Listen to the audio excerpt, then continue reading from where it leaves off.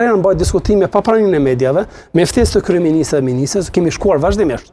Edhe ne si shoqat, edhe shoqat e tjera, pa dhe bizneset tona të cilat kanë qenë në atë listën e vendosur që do dalin në tregun e hapur të energjisë. Domethënë kemi qenë gjithë bashku, çka ka qenë që s'kemi arritur me gjetë asnjë dakordim, të paktën themi 1% dakordim që të gjejmë një zgjidhje që ta tekalojmë këtë situatë, dhe sepse e pam gjithë domosdoshmë që kjo gjendja e tillë aktuale nuk është funksionale që mund ta përballojë të vendoset në këtë formë. Domethënë tregu i liberalizuar nuk mund të funksionojë kështu. Prandaj jo ideale që të shtyhet, po kështyrja nuk do të ishte vetëm ta shtyjmë me gojë, themi, po duhet nesha kemi nuk është ideja tek koha, është ideja tek zgjidhja, pra të ketë 3 zgjedhje, në fund të ketë një zgjidhje. Prandaj, gjithkohë kur ke konkurrencë, çmimet ulen. Në momentin që s'ke konkurrencë, çmimin e kitë lart, sepse ai është vetëm vetë dhe rrit sa ardhon çmimi, nuk ka kush që ndalon për atë punë. Prandaj ne kemi kërkuar, domethënë, ideja nuk ishte vetëm që të ndërpret, ideja ishte që të shtyhet që të vetë kompani që ishin të licencuara të përgatiteshën, kompani që ishin vendore në këtë rast që do dilnin në treg, sepse janë konë pjesë e kompanive, janë konë duke investuar në prodhimin e energjisë ose të mbulimin në minimumi 50% të kërkesës për energji nga panelet solare. Ata ende nuk i kanë përfunduar gjitha investimet. Prandaj është kërkuar më bë kjo shtymje të nis me njëherë diskutimi. Tazam ideja, domosdoshmë kërkesa jonë ka qenë sot le të pezullohet procesi, të nesërmën të him diskutime me njëherë. Gjitha palët e interesit. Ne jemi kongatshëm gjithë themi pjesën tonë, njerëzit tonë që i kemi që janë adekuat të këtij sektori, ti ndihmojmë vetë procesit të shëjtës përpara, ti ndihmojmë edhe zërrejës edhe shtetit që ky proces, domosdoshmë liberalizimi nëse të ndodhë, le të ndodhë në mënyrë të suksesshme. E jo që të bie barë vetëm bizneseve në këtë rast, edhe këtyre prodhuesve, sepse një pjesë e madhe e këtyre bizneseve që po dalin janë prodhues që janë shumë suksesshëm. Janë 50% e të gjithë buxhetit që mblidhen nga tatimet në Kosovë, për cilën ministra Rizvanove thotë janë vetëm 1%. E këta i punësojnë gati 200.000 punëtorë në vend. Zotri Ahmeti, teksa flisni, unë një pyetje kam në mendje. Sa dush? Kujt i lër vetëdijës kjo situatë? Kush po përfiton nga kjo situatë? Tregtarët. Kush tjetër?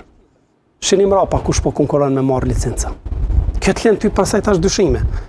E para, e dyta, po i konkuron vetëm një kompani këtu.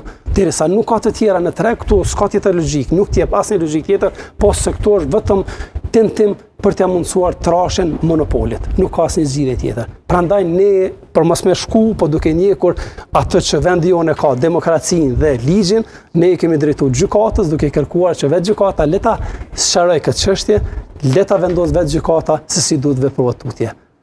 Sepse në këtë formë kështu se si ka shkuar procesi, dëmat do të jenë shumë të mëdha, bizneset do të jenë para një falimentimit plot. Sot madje kisha një telefonat nga një investitori huaj për cilën nuk po pres të takohem me ta, i cili më paralelmente që do ta mbyll njërin pjesë të repartit të prodhimit, sepse nuk mund ta përballoj rritjen e çmimit të energjisë në 260 euro, 270 për megawatt. Pra të hiqet prapa? Po, do ta mbyll një pjesë. Edhe pastaj do të shoh nëse mundet me mbietu me gjysmën e repartit, nëse jo atë do ta mbyll të gjithën. Domthon, kjo është pasoja që ne mund të sjellim me ne tonë. Ne nuk kemi këtë luks.